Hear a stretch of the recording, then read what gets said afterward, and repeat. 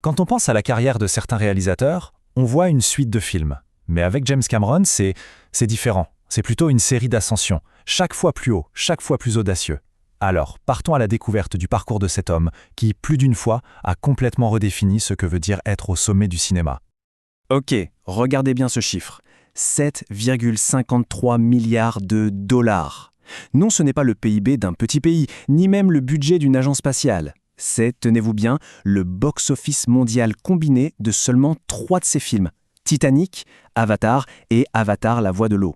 Juste 3. C'est absolument dingue. Et c'est vraiment la question qui est au cœur de notre analyse aujourd'hui. Comment un seul homme a-t-il pu réussir non pas une, non pas deux, mais bien 3 fois à atteindre le toit du monde du cinéma? C'est une question fascinante. Et pour y répondre, il faut revenir tout au début de son histoire. Allez, première section, de chauffeur de camion à Terminator. Et oui, on commence loin, mais alors très très loin des tapis rouges et des Oscars. Les débuts de James Cameron sont vraiment modestes, et ça prouve bien que l'ambition, ça peut naître absolument n'importe où. Alors son parcours, il est pour le moins atypique, c'est clair.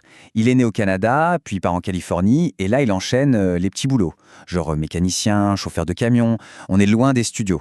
Il finance même son tout premier court-métrage grâce à un groupe de dentistes. Oui, des dentistes. Et sa première vraie expérience de réalisation sur Piranha 2, c'est un cauchemar total. Le producteur lui enlève carrément le contrôle du film. Mais c'est de cet échec vraiment cuisant que va naître son incroyable ambition. Et là, c'est l'explosion. En 1984, avec un budget qui est franchement minuscule, 6 millions de dollars, Terminator en rapporte presque 80. Et ça, c'est le point de bascule. Ce succès phénoménal le met tout de suite sur la carte d'Hollywood. Fini le chauffeur de camion, maintenant c'est le créateur du Terminator. On passe à la deuxième section, les productions impossibles. Parce que, bien sûr, avec le succès de Terminator, l'ambition de Cameron, elle grandit, et pas qu'un peu. Il va très vite se forger une réputation, celle d'un réalisateur qui repousse absolument toutes les limites, y compris celles de ses équipes. Cette citation, elle illustre parfaitement sa méthode de travail. C'est une anecdote assez célèbre. Sur le tournage d'Aliens, en Angleterre, la tension avec les techniciens était tellement forte qu'ils ont fini par se faire imprimer des t-shirts avec cette phrase. Ça en dit long, vraiment très long, sur son niveau d'exigence. Mais voilà le truc. Cette exigence folle, elle mène à l'innovation. Prenons l'exemple d'Abyss. Le tournage, c'est un véritable enfer. Ça se passe dans une ancienne centrale nucléaire inondée. Ça a poussé l'acteur Ed Harris au bord de la crise de nerfs. Mais c'est de ce chaos que va naître une percée technologique majeure, des caméras sous-marines révolutionnaires et surtout des effets en images de synthèse qui allaient littéralement changer à jamais ce qu'on pensait possible au cinéma. Troisième section, le couronnement du roi du monde. Alors, après avoir conquis la science-fiction et exploré les profondeurs, Cameron se tourne vers un sommet encore plus haut. Une véritable légende. Une montagne de glace. Le Titanic. Le budget est tout simplement un record absolu pour l'époque.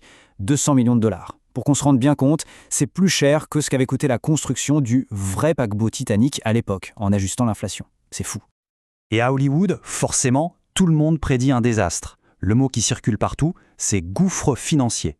On pense que l'ambition démesurée de Cameron va tout simplement couler, non pas un, mais 2 studios en même temps. La pression est telle qu'il doit même renoncer à son propre salaire pour prouver qu'il croit en son projet. Et le résultat final ? Ce n'est pas un désastre, c'est un raz-de-marée. Le film ne s'est pas contenté de flotter, il a littéralement pulvérisé tous les records de box-office qui existaient, devenant le plus grand succès de toute l'histoire du cinéma pendant plus de 10 ans. Et le succès n'est pas que commercial, la reconnaissance de la critique a suivi. 11 Oscars. C'est un record qui n'a été égalé que par 2 autres films, Ben-Hur et Le Seigneur des Anneaux. Cameron lui-même repart avec les statuettes du meilleur film et du meilleur réalisateur. À ce moment-là, il est littéralement le roi du monde. Section 4, la construction d'une nouvelle planète. La question se pose, qu'est-ce qu'on fait quand on est déjà le roi du monde ? Pour James Cameron, la réponse est assez simple, on construit une toute nouvelle planète. Bienvenue sur Pandora. Il faut savoir que l'idée d'Avatar, elle n'est pas du tout nouvelle. Il avait écrit le scénario dès les années 90. Mais le problème, c'est qu'à l'époque, la technologie n'existait tout simplement pas pour donner vie à ce monde qu'il avait en tête. Alors il a attendu, patiemment.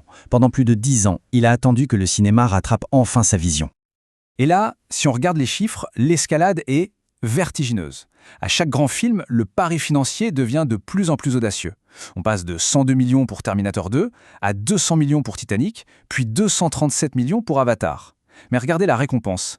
Elle n'est pas juste plus grande, elle devient exponentielle. Le résultat est juste sans appel. Il faut prendre une seconde pour y penser. James Cameron a réalisé 2 des 3 films les plus rentables de toute l'histoire.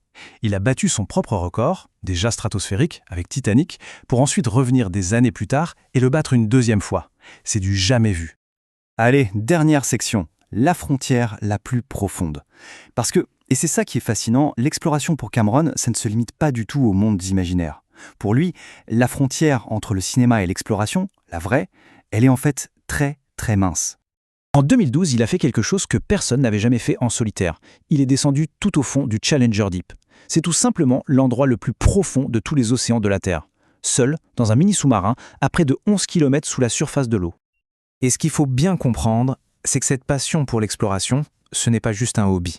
Non, c'est au cœur même de son cinéma.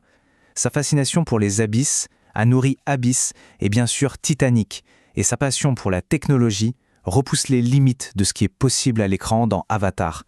Tout est lié. Et tout ça, ça nous amène à aujourd'hui. L'homme qui, dès 1984, nous a mis en garde contre les dangers d'une intelligence artificielle rebelle, eh bien, il travaille en ce moment même sur une nouvelle histoire, centrée sur l'IA. Alors, après avoir conquis les plus hauts sommets du box-office et exploré les plus grandes profondeurs de nos océans, la question reste entière. Quel sera le prochain Everest de James Cameron ?